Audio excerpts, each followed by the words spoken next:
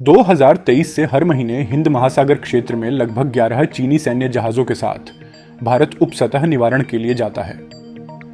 नरेंद्र मोदी सरकार ने इस महीने 2 परमाणु ऊर्जा संचालित हमलावर पनडुब्बियों के निर्माण को मंजूरी दे दी है।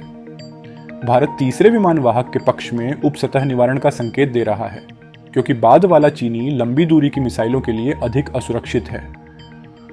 2023 से हर महीने हिंद महासागर क्षेत्र में मौजूद कम से कम 10 चीनी युद्धपोतों, बैलिस्टिक मिसाइल ट्रैकर्स, निगरानी जहाजों के साथ उपसतह निवारण को दी गई प्राथमिकता समझ में आती है।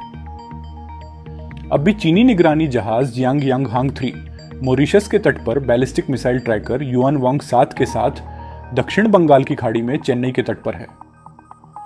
हिंद महासागर क्षेत्र में औसतन 7 से 8 पीएलआई नौसेना के युद्धपोत और लगभग 3 से 4 अर्धसैनिक जहाज मौजूद हैं, और पीएलआई द्वारा अपने वाहक आधारित टास्क फोर्स के लिए लंबी दूरी की गश्त की योजना के साथ संख्या में वृद्धि होने की उम्मीद है। आईयूआर में बढ़ती चीनी उपस्थिति के साथ राष्ट्रीय सुरक्षा योजनाकारों ने विशेष रूप से दक्षिण हिंद महासागर में पीएलआई गतिविधि को रोकने और निगरानी करने के लिए परमाणु पनडुब्बियों को चुना। जबकि भारत के पास पहले से ही इंडो पैसिफिक में गश्त करने वाली 2 परमाणु बैलिस्टिक मिसाइल पनडुब्बियां हैं। तीसरी आईएनएस अरिदमन अगले साल चालू हो जाएगी। इस श्रेणी में प्रथम आईएनएस अरिहंत को छोड़कर, जिसमें केवल 750 किलोमीटर रेंज की K-15 परमाणु बैलिस्टिक मिसाइल है, सभी उत्तराधिकारी K-15 और 3500 किलोमीटर रेंज की K-4 परमाणु बैलिस्टिक मिसाइलों का मिश्रण ले जाते हैं।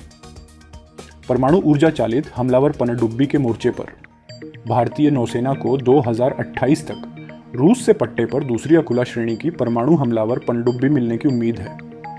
यूक्रेन में रूसी युद्ध के कारण अकुला पट्टा परियोजना में देरी हुई है, लेकिन भारतीय नौसेना 2027 के अंत तक एसएसएन उपलब्ध कराने के लिए मास्को पर दबाव डाल रही है। भारतीय नौसेना के लिए 2 एसएसएन की मंजूरी भारतीय रणनीतिक प्राथमिकताओं में बदलाव को भी दर्शाती है, क्योंकि पाकिस्तान अब मुख्य विरोधी नहीं है और जमीन और समुद्र पर मुख्य सैन्य खतरा कम्युनिस्ट चीन से है।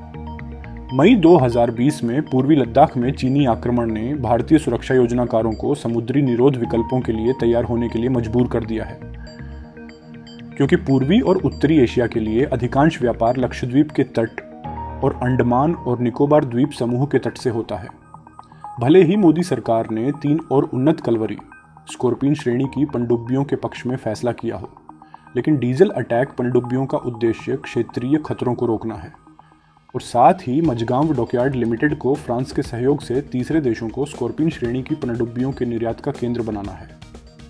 उपरोक्त से यह स्पष्ट है कि भारतीय नौसेना का भविष्य परमाणु विकल्प में निहित है, यह देखते हुए कि इसे इंडो पैसिफिक में चीन और उसके सहयोगियों से चुनौती का सामना करना पड़ रहा है।